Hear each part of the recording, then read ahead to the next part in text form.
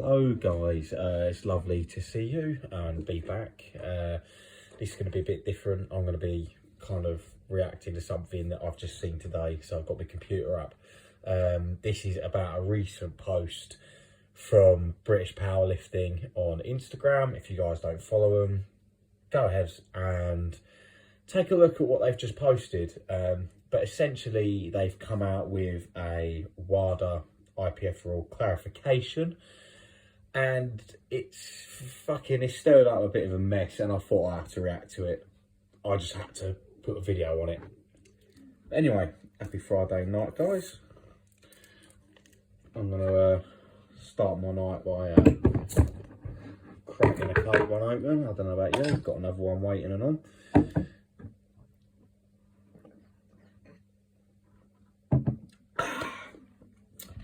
Right, let's get into it.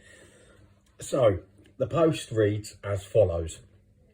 British powerlifting is bound by the Constitution of the IPF, specifically per Article 14. British powerlifting interpret that any lifter, coach, referee or official who competes or participates in any powerlifting or bench press competition at all levels, not organised, sanctioned or approved by the IPF or its affiliates, shall not be permitted to take part in any IPF international, national or regional competition for a period of 12 months from the date of that non-approved competition. It then follows, meaning national would be the British Championships and regional would be like Scottish Powerlifting, English Powerlifting Association, the Welsh and Northern Ireland. Reminder, competing in a non-WADA accredited sports calls for professional judgment and personal responsibility. When stepping into these less regulated arenas, athletes must uphold ethical standards and consider the potential impact on their reputation, health and integrity. While adhering to WADA standards wherever possible, individuals take on the responsibility of ensuring clean competition. Woof. Right, it's quite a lot there. So let's kind of like just go through what it said and why I think you couldn't hate the IPF any more than people already kind of fucking do, and why it's turned into a kind of federation that's just pretty fucking toxic. Not gonna lie. As someone who competes in the IPF, it's like every time I talk to someone who doesn't compete in the IPF, it's just a shame, really. You feel a little bit embarrassed almost, because this is the kind of ruling that we get.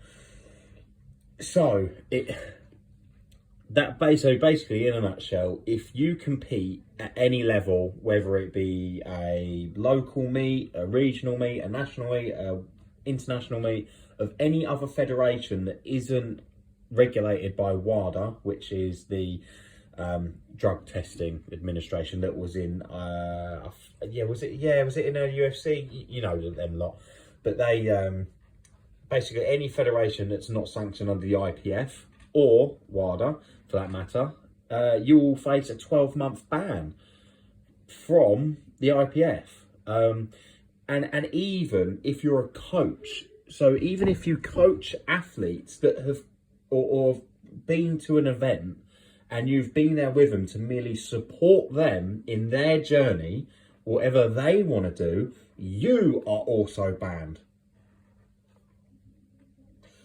What a fucking joke. I can't, for the sake of drug testing, right?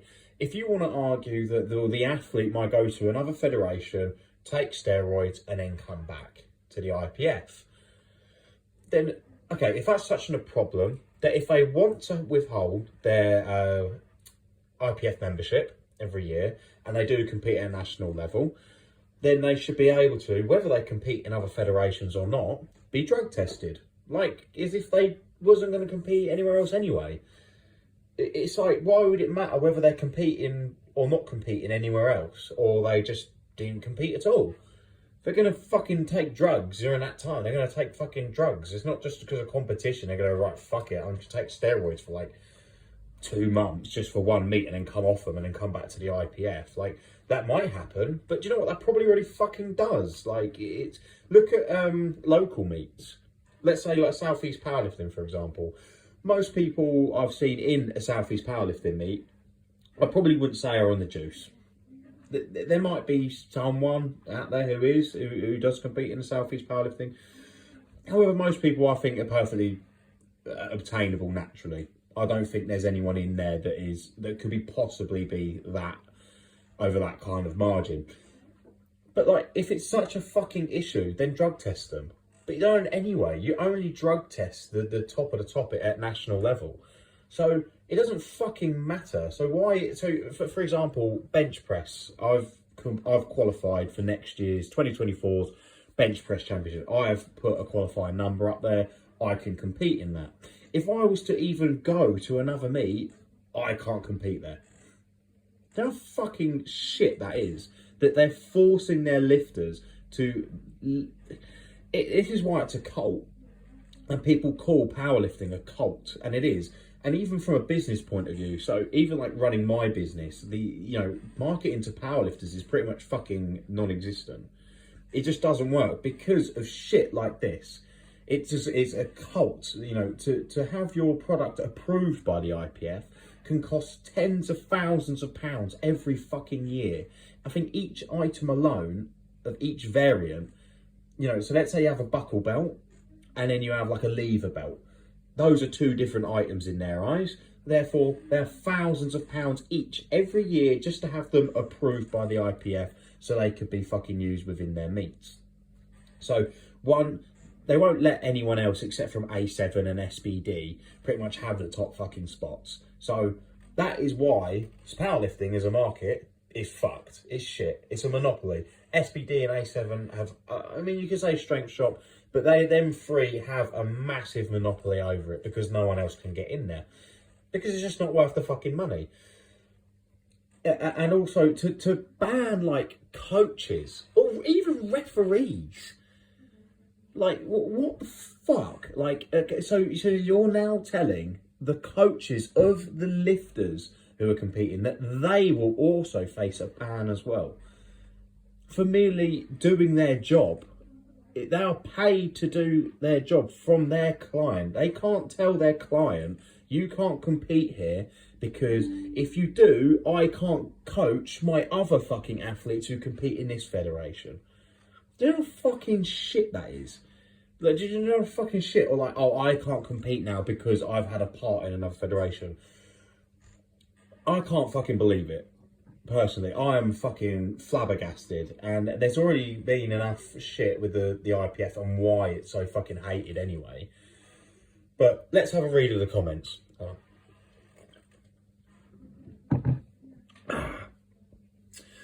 Armonty93 says, coaches now have to discriminate against athletes that can't compete in an IPF sanctioned fed, ? Per other comments, this isn't the case. You can coach, handle other federations, but doing so at their national events will exclude you from Team GB. Bench press, national coaching pool, nothing more, nothing less. So to clarify, say a coach had aspirations to be a Team GB national coach and they currently have a successful national standard lifter in a different fed. This lifter does not compete in the IPF because they have a health condition that prohibits them from lifting to IPF standards. The coach, if they wanted to become a GB coach, would have to drop the lifter and not handle them at a national comp. Is this correct? In this specific example, they can coach them professionally but not handle them at a national international competition. For specific lifters with specific needs, there are always edge cases. If there is a concern in this regard, please do email us for clarification. Or how about just not have such a fucking stupid rule? For example, like this guy is pretty much just asking, a simple question. And to a simple question, you don't really get such a simple fucking answer. And I think this is a massive, problem. And in this specific example, they can coach them professionally, but not handle them at a national or international competition. Just get rid of the fucking rule.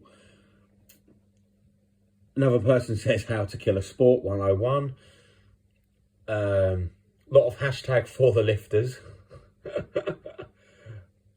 Oh God. Imagine being a coach and the reason you turn somebody away from ABPU down is because the federation said you must live and die by the IPF sword.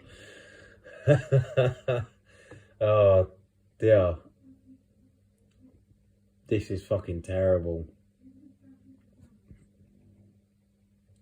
Oh dear. But yeah, it's fucking hell. It's got 518 likes. It was posted 6 hours ago. And not many people really seem too happy about it. That they might have misworded it a little bit, and it might be that it's not actually like, you know, if you just coach at an event that you are now banned from the event, or kind of is, kind of not. Haven't really clarified exactly, you know, because from the post, and I'll read it again, it says British powerlifting is banned by the Constitution of the IPF, specifically per Article 14. British powerlifting interpret that any lifter, coach, referee or official who competes or participates in any powerlifting or bench press competition at all levels, not organised or sanctioned or approved by the IPF or its affiliates, shall not be permitted to take part in any IPF, international, national or regional competition for a period of 12 months. So, as the post states, not whoever this fucking squat, bend, deadlift is, don't know who the fuck he is, don't really care, but for what the post is saying, it's pretty black and white with what it means. And I think that in the comments, it's a bit fucking, oh, not quite, oh no, a bit like, either reword the post to actually mean what you mean, or keep it as this, just hold to your guns. But whether or not it's even what I've just said is what they mean, or it's not what they mean, either way, I think this is fucking horrendous. If it's all about drug testing and stuff like that, then drug test them whenever you like, but you won't pay the money for it because it's too fucking expensive. They don't actually care about the sport and saying, oh, we want to catch, you know, drug tested lifters. They can. And it is quite fucking easy to find out who in the sport would most likely be taking. Because let's be honest, you're not going to drug test 6th place, are you? Like, you're not. You're going to drug test the top 3, maybe top 4, because they are the highlights of the competition who are beating everybody else. Those are the people that you'd most likely be, you know, be drug testing. It's not the fucking little man who's just come in for his first fucking comp and is exploring, you know, different federations. It's not fucking him that you should be worried about. It's your first place. It's the people who come in and dominate year in, year out. Those are the people that they do focus on, and they should. It shouldn't. But anyway, that's my thoughts on it. I'd love to hear your guys' thoughts and kind of where you stand on it.